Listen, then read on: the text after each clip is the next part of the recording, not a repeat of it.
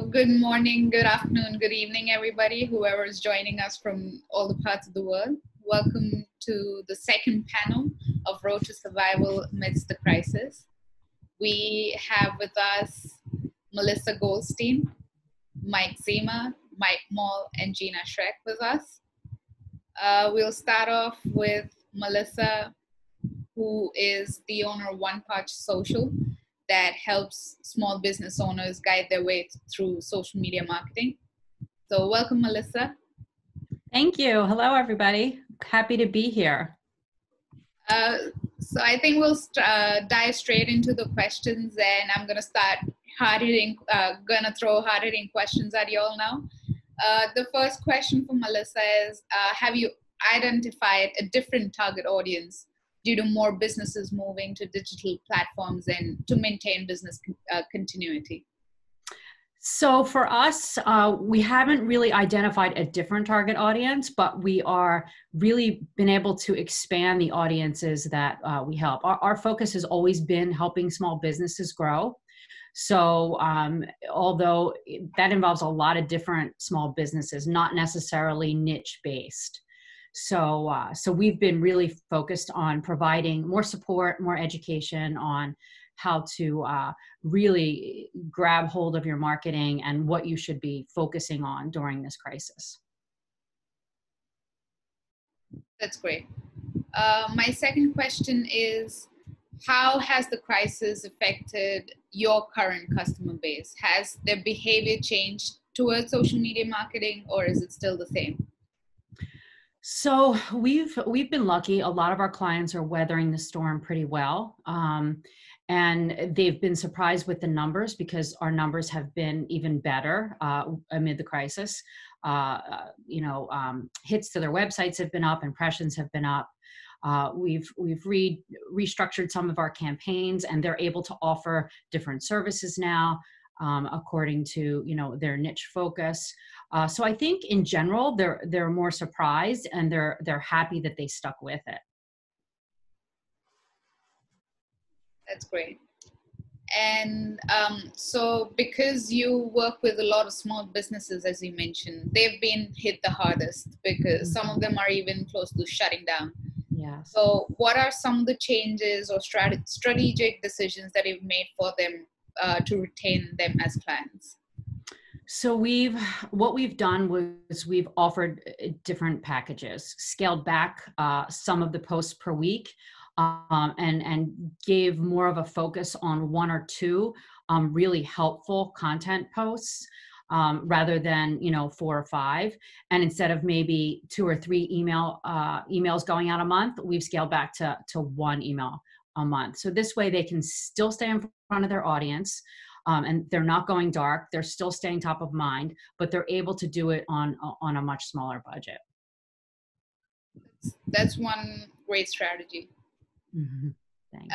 The next speaker we have with us is Mike Zima, who runs a full stack remote agency called Zima Media. And he helps with ad management and SEO services along with other digital services. So welcome, Mike. Thanks for having me. The first question I have for you is that your agency predominantly focuses on boosting sales. So what's your sales pitch per se, since current market sentiments are a little bit low and they're in a wait and watch mode? Well, in terms of if you're doing any sort of sales outreach, you're going to hit your head against the wall. I send out at least 60 to 80 personalized video pitches a week, and you might not get any sort of response because it's really hard to test new ideas and get some sort of benchmarking because it can be frustrating. So I think you can try new things, but you also should focus at your core business and see what your clients are doing and find out how you can incentivize your clients to expand their network through themselves. So there could be some cross collaboration. You can do some sort of exchange or ideas exchange, whether that's monetary or you're exchanging services. You can get really creative because if your clients are working with you, that means they already should love you. That's great.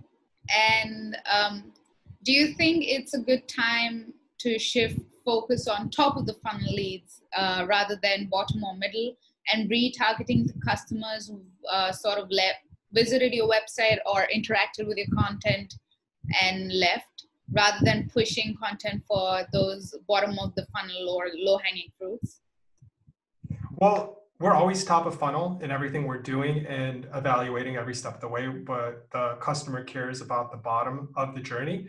However, since you have so many choices, everybody's at home, everybody's online, the more top of funnel you have, the broader reach you can get. It's also a trade-off. Do you want to have your content go broader and larger so you can segment that later in your advertising down the funnel? Or perhaps, you pause on ads and you want to do some top of funnel activities, collect that data, and when you're ready to advertise again, use that later. There's a whole new world in branding yourself, and you can really capture some of the market if you're really aggressive about the communication you're creating and the frequencies that you're delivering online.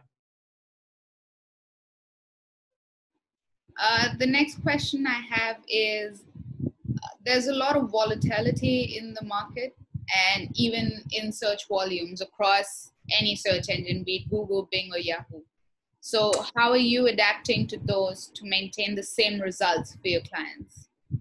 Well, it depends who you are. If you are a professional service or a brick and mortar, your results probably puked. If you are a supplement client that's selling vitamin C, you're double or triple. So you're all over the map. And earlier I said there's no benchmarking, so there shouldn't be any frustration there. I think personally, if you look at your own business performance in search and you can see the swings and notice that this is a seasonal search intent phase where people are not thinking about your services, they're thinking about a whole slew of options for their personal being. And once they start thinking more about their professional intent and their professional goals they want to achieve, then I think that will come back more towards the professional service sectors like us, along with buying habits and deciding to buy things more long-term rather than essential services as we all are now. That's great. The next guest we have with us is Mike Moll, who's the owner of Social Media House. I'm sorry.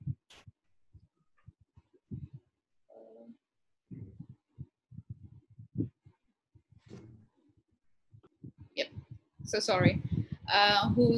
So we have with us Mike Moll, who's the owner of Social Media House and a podcaster as well, helping businesses coach their in-house social media teams. Welcome, Mike. Hey, thanks so much, everyone, for having me. Appreciate it. The first question I have for you is that, have you faced the brunt yet, especially since you're into training in-house teams and the training is one-on-one, or you have to normally go to the office space maybe? So have you introduced any drastic changes in reaching out to your new clients? Massively. Yeah. I mean, we felt the brunt. We had probably about $250,000 worth of deals in our pipeline that everyone was just like, I'm not doing it now. It's like, okay, everyone kind of probably all the new leads that were coming in kind of got, and they pretty much stopped pouring into the website. And I think, the panel would probably agree that that's, the consensus for the most part. And I think Mike made a really good point about right now, nobody cares about you and what you do. From a standpoint of if you're not essential, if you're not keeping the lights on, then you're such an afterthought right now. So what we've kind of done is we have gone back to either existing clients or people we had in the pipeline, and we've adapted our products a little bit by saying, hey, you might not need one-on-one, but maybe you want to get your team into a workshop that's a couple $100 a head instead of a couple $1,000 for the bigger investigation. Keep them engaged, keep their brain moving, keep them educated while they're at home. And so we've seen some success with that. But yeah, in terms of like new, bigger contracts coming in, that's not happening right now. Wow. And so I do know, as I mentioned, you're also a podcaster, and the name of your podcast is Market Me. Would that be a gold mine of learning for your followers? Has it worked in your favor to bring more visibility to you as well and your company in this time of crisis? Yeah, absolutely. I, as a person who's a very, very poor writer and speller, we tried to put out blogs as a business and it was just not going well. So I was like, I could educate people by helping them if they come on the podcast, and then I'll help them with their marketing ideas. And that's how it started. We're, 60 something episodes in and over a year into the show. And it's brought a ton of visibility. And I think the biggest thing is credibility. People can go back and listen to episodes with people that are in their industries, marketing ideas for a real estate agent, for a bodybuilder, for a, you know, an online trainer, all these different things. And I've gone on and talked to them for an hour, just giving them tons and tons of ideas. So it's amazing, actually. Podcasting really helps validate that you know what you're talking about before a sales discussion ever occurs. So I highly recommend it to any business owner. I think it's an amazing channel. Wow. And so what do you think, when will things start to normalize? I'm sure things have started opening up a bit across United States and other countries as well. So when do you think business will go back to sort of normal, or the new normal in the industry you serve? Save the most impossible question to answer for me. I got it. You know, it's super open-ended. It's really hard to tell. I think what's going to be interesting is I think there's going to be a big shift of people now who were forced to work from home, and companies are like, oh, we can actually get things done when people aren't here. So that's really interesting to me. And I think, you know, you've seen some of the big tech companies already say, like, stay home for the rest of the year, stay home till 2021, you know, go for it. This is working and it's going okay. So I think, you know, the opportunities for training them and giving them, you know, more access to information via interactive methods is going to be really great for our business. But, you know, the truth is, you know, we service mostly small businesses, and until the roofers are allowed to roof again, or do roofing, I don't know what the word would be, you know, they're not taking any actions. But it's been a really interesting spin on, you know, bringing 10 of my old leads together into one workshop, and then it's, you know, maybe a couple $100 rather than a couple $1,000. And so that's been kind of cool, building like community around these ecosystems, because I think the people that build those relationships and are there providing the value and you're doing these lower ticket things, I think it's going to help people come out on top rather than trying to go after, just continually bash your head against the wall going after the big normal clients for you. That's great. So now we have with us Gina Schreck, who's the owner of Social KNX, and she is also a podcaster, and she is helping businesses strengthen their content marketing game. Welcome to the discussion, Gina. Thank you. So the first question that I have for you is, I've seen in your LinkedIn bio that you work with clients that belong to the worst hit industries right now, be it hospitality, construction, or senior living spaces. So how are you currently helping them cope? It's interesting because we have a lot of franchise operations and food service as well. And it's interesting how we've talked in our agency of how, not intentionally, but by diversifying the clients we served has kept us afloat, because each of these has had different unique challenges. And I think with all of them, our message has been, you can't go silent right now. You have to continue to communicate, and you have to be able to say, you're not trying to sell right now. You're trying to say, how can I be helpful? How can I be a resource? How can I add value? Because it's, you know, we were talking about when people are going through tough times, you don't want to go in and say, hey, sign up for my webinar, download my book, but to say, how can we be of service to you? And that service might be a course that we have. That service might be a resource that we have that does cost money, but we're really trying to focus on how are each of our clients being helpful to their audiences. And that it comes across different. And I think having that focus, and we've really pushed all of these clients to do more Facebook Lives, more LinkedIn Lives, more YouTube Lives. We have some dentists who have never been on camera, and all of a sudden we're having them do Facebook Lives, because you need to be the resource. You need to be the expert. You need to be communicating and show how you're providing value. And that has helped these industries that, you know, thought that there was no way to make it through this. And they're, you know, and I think just being visible, you're out there in front of people more often and not going silent. I think so often we see companies just go quiet when times are hard, and you can't. That is true. I mean, I definitely agree that if the businesses that quiet down or tone down a little bit right now, they might not be visible anymore once the pandemic once the new normal sets in, I think. Right. Right. So how are you maintaining your business continuity, and which are the pivot strategies that have worked for you so far? One thing that we did, which is interesting because we had been talking about this for the past 6 months and we had already started laying this out. So we looked at, we used to do these big bundled projects and you outsource your whole marketing to our teams.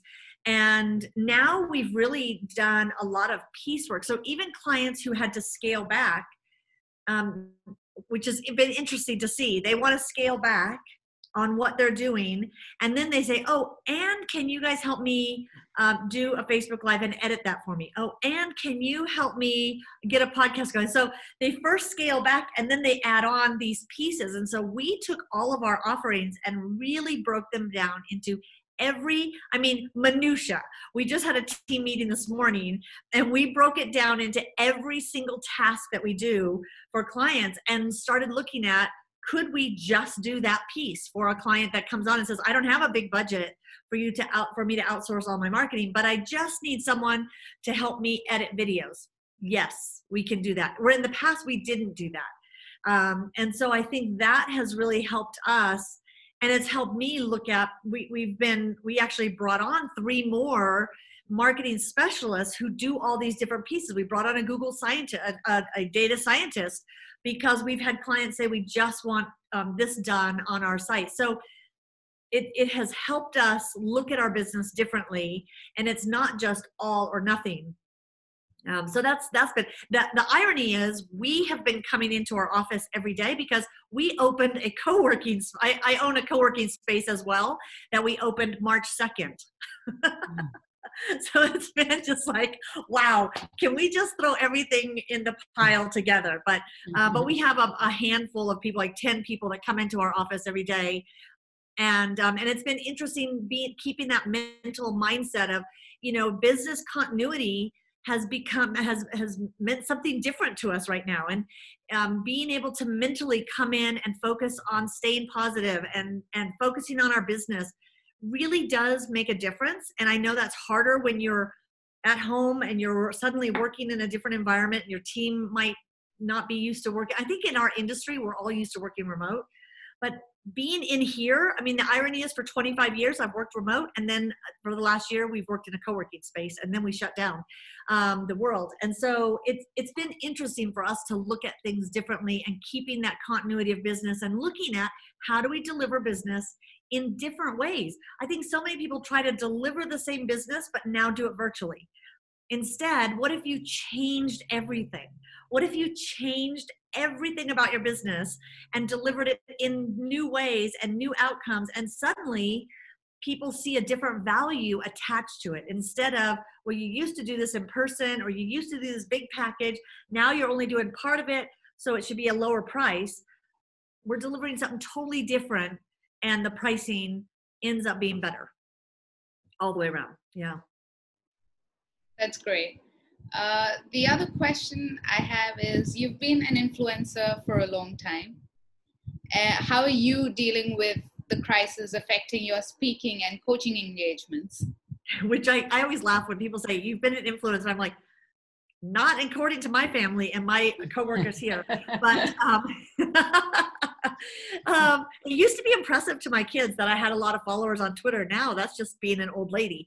But no, I just think it's one of those things that I haven't been wanting to be on the road speaking a lot. So I think even that has shifted. I have done a lot more virtual events lately, but again, I've been speaking about virtual delivery for 12 years. I was one of the crazy people in 3D immersive virtual world lives doing we did marketing and social media stuff in Second Life, 10 years ago. So I've been talking about virtual delivery for so long that I think this has not changed the way I deliver content and the way I help our clients. And it's always been, to me, more preferred to do things virtual than get on a plane and fly somewhere and work with you, or stand on a stage and have my income be reliant on speaking at a conference. And when I go and speak at a conference, awesome. But there's so much that goes into that. So I look at it and say, this has been what I feel like I've been preaching for 12 years. This has been the thing that has forced a lot of our speaker clients. We have several speaker consultant clients who their business came to a screeching halt, and trying to work with them on, oh, now how am I going to deliver this virtually? And we're saying, have we not been saying this for years? So I just think we all need to I don't think things will ever go back to completely the way they were, but I look at it and say, what if we now have 2 streams of income? What if you can go speak at a conference that might be smaller, but you do things before that conference with small virtual groups, and after the conference with small virtual groups, and the outcome is something totally unique and different, and just getting people to think of those things differently. So yeah, I feel like I haven't been impacted as far as my speaking goes, but my business has shifted in the last couple of years so dramatically that yeah, I feel very fortunate. That's nice to hear. Now I think we can have questions which are directed to all of you all, and everybody can share their thoughts on these things. So my first question is it the right time to double down on marketing and advertising? Because right now a lot of businesses think marketing as a non-essential expense, and so they're taking off budget from marketing. So how should or shouldn't a business owner practice marketing and advertising in these times? I'll take it. So actually, I had somebody on my podcast yesterday, and we actually had a lengthy discussion about this. So I feel like it's like fresh on my mind. You know, what he said is, you know, during this time, during a crisis of this magnitude, of this situation, it's about survival more than it is, you know, thriving is be nice, but survival is a bigger piece. So his thing was cutting any marketing that cannot result in a direct sale within the next 60 days. So, you know, the brand and awareness campaigns, nice to have, but maybe throttle them back quite a bit. Anything that could drive sales and make you revenue in the next 60 days is the only focus. And that was his thought. And I agree with it 90% of the way. I think the only other caveat is, as you can be of use and of value to your community, or grow a community, or even with your existing customer base, or even existing prospects, I think doing that makes a lot of sense, even if you're giving your time up at a much lower rate, because when people come out of this on the back end of it, they're going to appreciate that you stepped up and gave them what they needed during the time, that they'll instantly become customers later. I really believe that.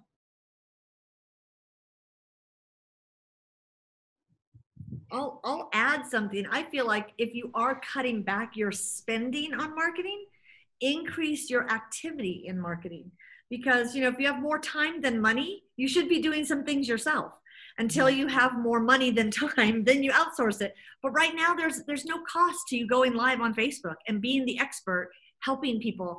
And the more you can be visible, people don't forget about you and how you were helpful. I mean, our team started a show called The Remote Life, I think March 10th. Right as things started shutting down, we thought, let's do a show called The Remote Life and talk about what's going to, you know, as we're going through it here in a co-working space. And it's been really interesting because it just kept us out there and visible. And we've seen an increase in activity and sales activity just because we're out there. So I think that's one thing is people forget, it costs you nothing to stay active.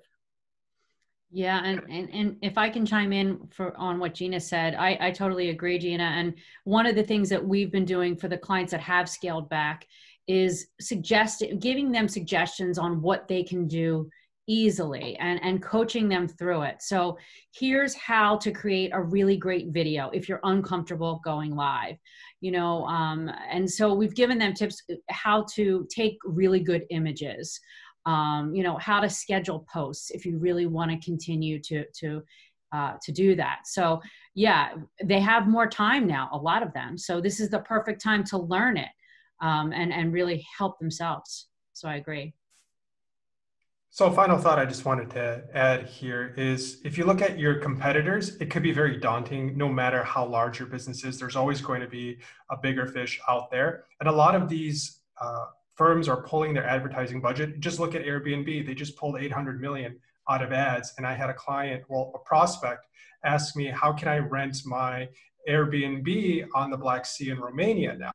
So it might open up a big opportunity for a lot of mom and shops to basically get the value. Right now, advertising is value. So if you start planning it and executing now, your campaign will learn enough to actually have some stability going into the interest and recovery stages down the line. So there is an advantage to pick up that value right now. I mean, I've seen quite a few marketers pitching that right now is the great time to double down on advertising because there's going to be less competition. Because a lot of businesses, big businesses, are pulling down on their advertising.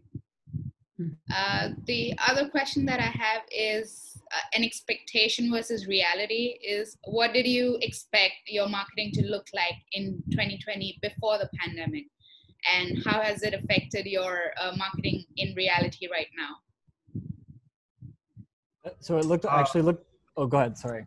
To be fair, we've always been a remote company for 7 years now. And when it hit us, the only thing that happened is the limitations on the personal life. The actual work never stopped. The messaging didn't really stop either. The only thing that really stopped is you can't be innovative with the strategies you've been working for the last 90 days to just launch on and jump on. And you're going back to just your repetition and your content and your communication that you've been doing that you know is tried and true, and it's going to hold out and weather this storm.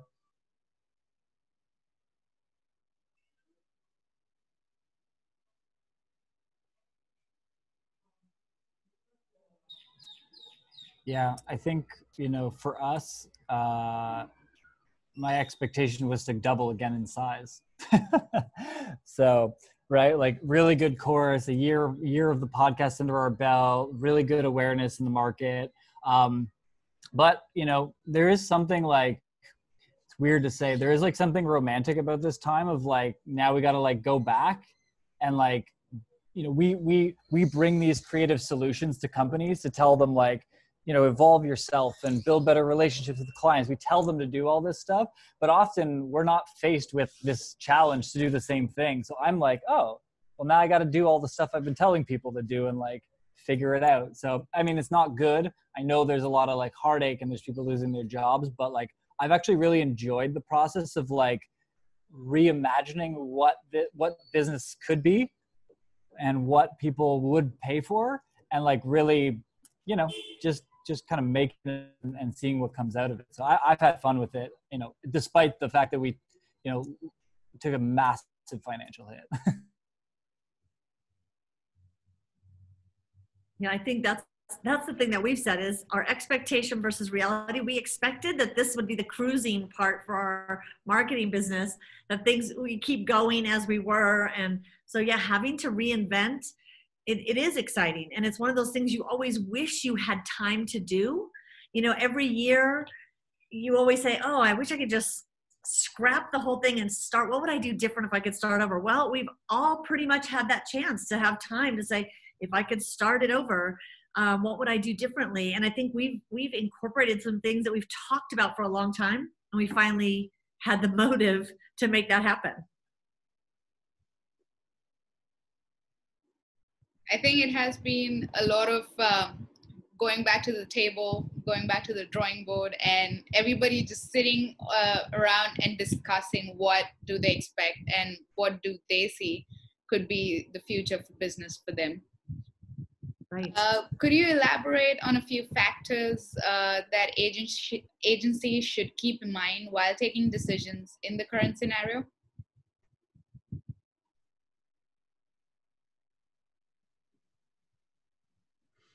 One of the things that I've been really strongly recommending to my clients, especially the ones that are going to try and do things themselves, is to keep in mind, provide solutions to their current problems today. Don't be opportunistic. Really think about how their customers' needs have changed and how then you can pivot to actually solve their current new problem. So, and a lot of our clients have been able to do that. We work with a commercial cleaning company who was just starting to investigate electrostatic cleaning, which obviously it's huge right now. So, although some of her clients are closed, she's been able to, use that electrostatic cleaning as a springboard to really launch other parts of her business. So that's been really great. We have a sign company who was able to offer some free signs to people, explaining their new hours or maybe some new offerings when they're opening. So it's all about finding, what people need help with and solving their current problems as they change. I think one thing, looking at, if I were speaking to other agencies, and again, this isn't different from before, but I think we're not here to just take the orders from clients. We're here to be the experts and the consultants. And I think sometimes people just don't know what they should do right now. And they just, they're making decisions that are fear-based, and helping our clients through this to help them be more creative and pushing those boundaries and challenging them to try things that maybe they hadn't thought of before is one thing that I feel like as an agency, that's our role. And it's not just to do, like when clients say, I want to cut this, or I want to just do this piece. It's like, we can do that. And maybe we can switch things around and have you do some of these pieces, get creative with them, because they're, what they need to be doing a lot of times more than they do. And I think that's one thing as an agency, is just keep that in mind as your clients may be making decisions just solely based on financial fears, and not, help them get creative, and they can do a lot of things themselves. I think for me, one thing that I did, like as soon as I saw our pipeline empty, sorry about that noise. I'm living in Mexico and my living space is outdoors. So there's a lot of birds and stuff. Anyways, so one thing that I did right away, and I'm really, really happy that I did it, and it's on the topic of just be helpful, right? Like big projects aren't going to come in, so don't market for big projects. What I did is I sent out a note to everyone on my email list. I DM'd like 500 people on LinkedIn, and I was like, hey, I'm going to give away 50 hours of my time in 30-minute blocks, and I'm going to help you figure out ways to pivot during this time, because that's like, my brain works well that way. So I'm going to offer that. And I've done 35 of them in the last 2.5 weeks, which has been cool. But I'll tell you, like, it's amazing that of those 35, 5 of them were like, I would like you to send me a proposal for some consulting on XYZ. Like, it's created the opportunities with no expectation. And like, that's just the way it works. When you give way more than you ask for things, like, it just works well. So like, figuring out what your either clients or prospects or community could use help with, and then just trying to be a resource for it, whether, create a Facebook group, offer one-on-one, the podcast is a good way of doing it too. And I just think the residual stuff that comes out of that, like just taking action and being helpful, always works out. That's how I built the business. And then when it went down, that's how I'm rebuilding it back up, and it works really well.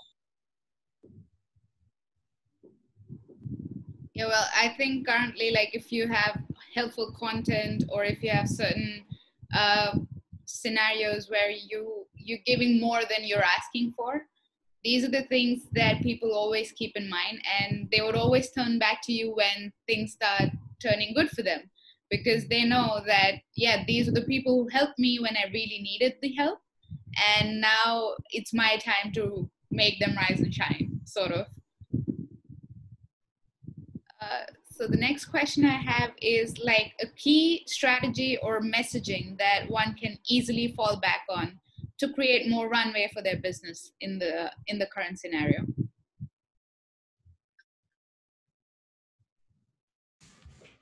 I'll take a stab at this one. It's a lot of the times we still see clients, they just have an Amazon brand, they don't have a website. It's still common to see businesses struggle with just getting their communication in one place. And building out your communication from just a resource standpoint is very good, because sometimes you get those clients that just can't figure out those pieces, but what they can figure out is the problem that this communication causes in their business every single day.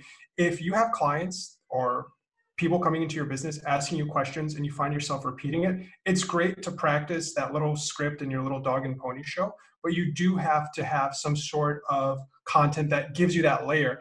It helps you start that communication and that relationship online. And that's really where your messaging should begin.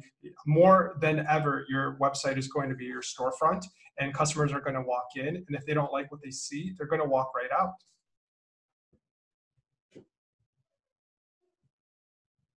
I have nothing to add. That was brilliant.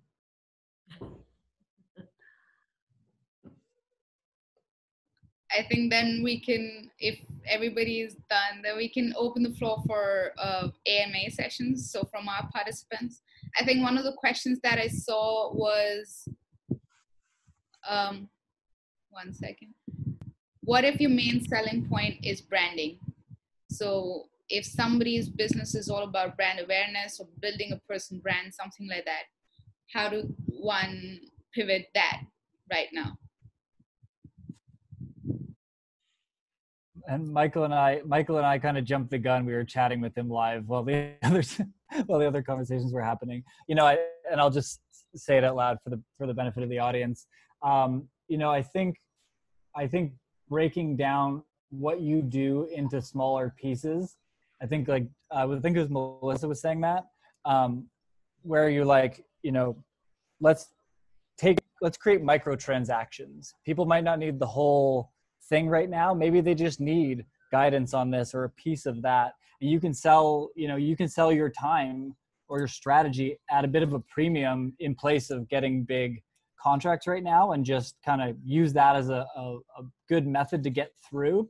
I think the thing that's nice about that is if you get people to say yes to these microtransactions, when they do have the money, you've already built the trust and awareness to have them hire you in your full capacity later.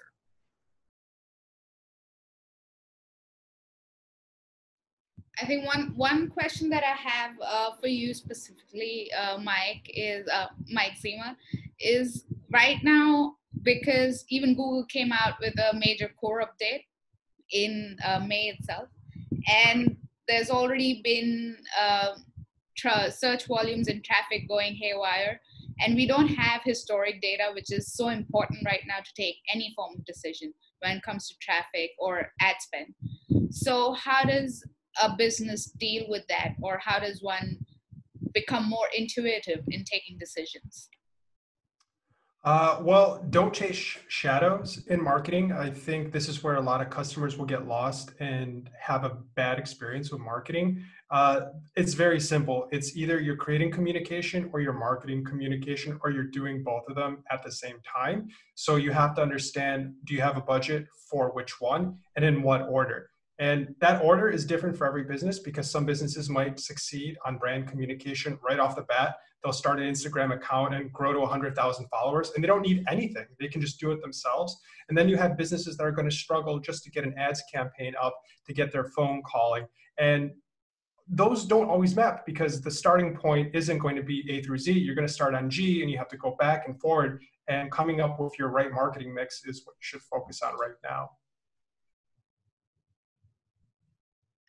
The other question I have for the content creators of our panel, Gina and Mike Moll, is right now content is really the king, and everybody's trying to double down on producing new content, which is more viable in this situation, or more subtle to the situation. So how do you think people can churn out more content faster, or how do they connect better with their audiences now? I mean, I always say it's not about churning out more content. It's just really saying, what are the needs my audience has, which are unique right now? And how can I provide content that answers their question, that helps them with their challenges, to create just really helpful, heart-centered content, not focused on, I need to churn out more content than anybody else. I think just being sensitive too of how your audience is feeling and what they need. It's just different right now.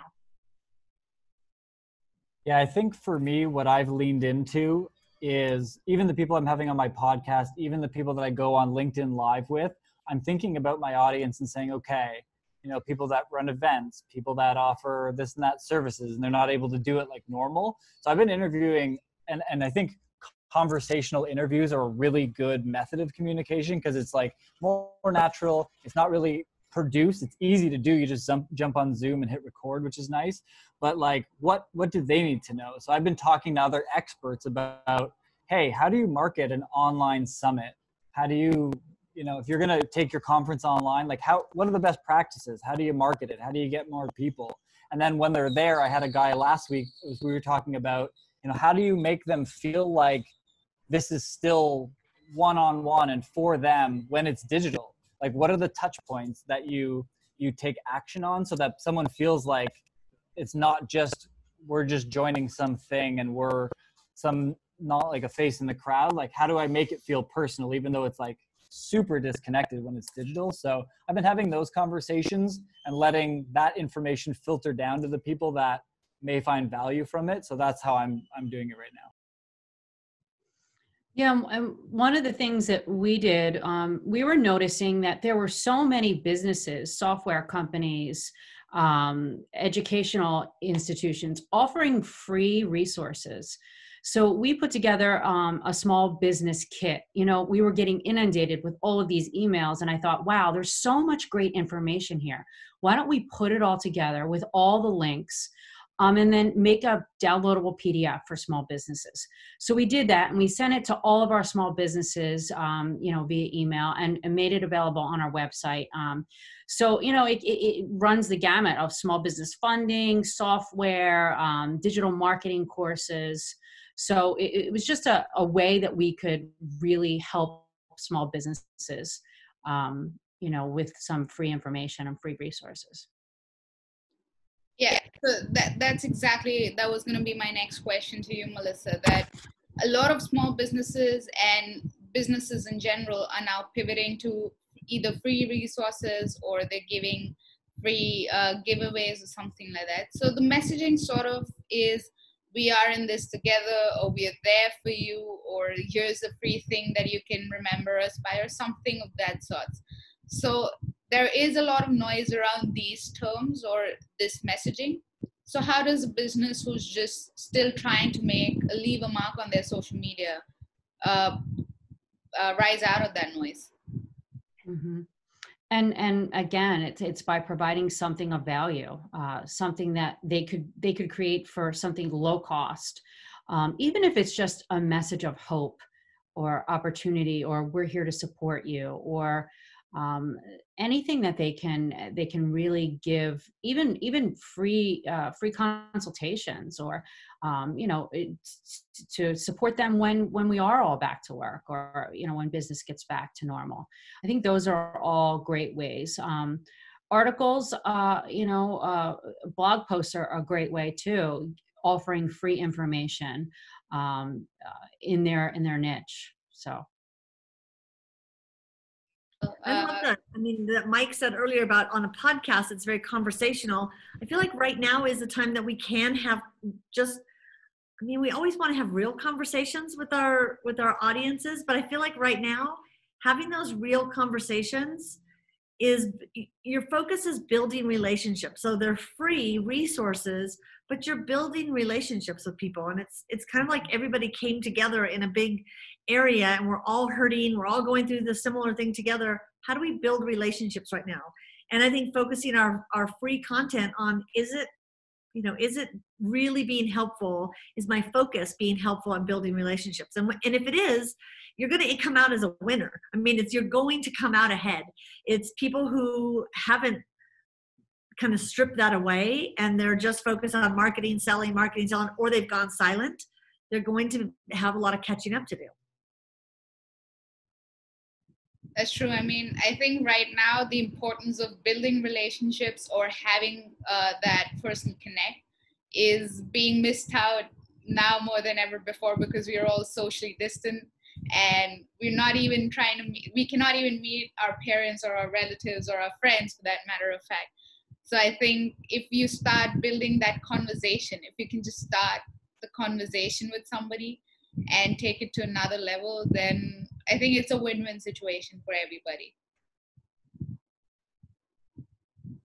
Well, so I would like to thank all our panelists for joining us and taking time out today. And as a part of our initiative at SocialPilot, what we have done to help small business owners is we're providing the social media scheduling tool at $1 per month over the next 2 months.